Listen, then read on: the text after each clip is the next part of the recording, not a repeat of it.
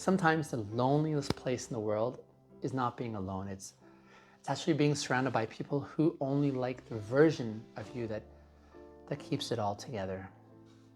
That's a different kind of isolation.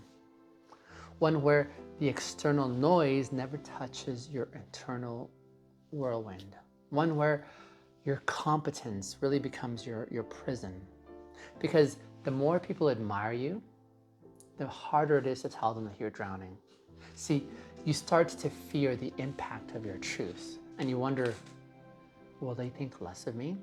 Will they walk away? Will they say that I'm too much? Will they use this against me? So instead, you keep that mask on, and you keep playing that role, and you keep showing up in your helpful, cheerful, insightful way, even when what you need is just to be held, not needed.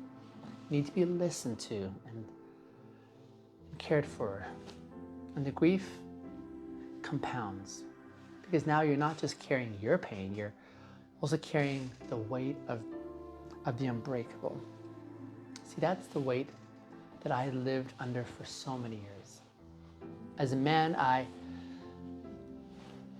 like when I was raised in that faith-based community, I was praised for my morality, my discipline, my outward strength. I learned that confessions were dangerous and that honesty would cost me my reputation. So I smiled, I served, I became the model young man. People pointed to me as someone that they wanted to aspire to, while internally I was imploding.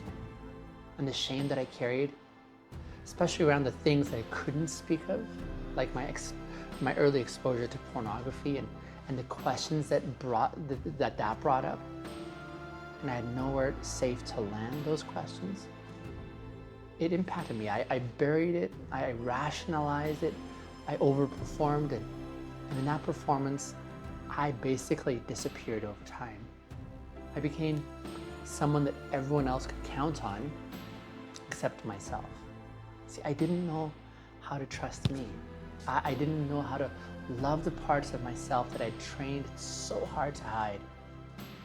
And so I kept running into roles, running into accolades, running into relationships. But the pain never left, because the pain was never about success. It was about safety. Safety to be me, like in a full way.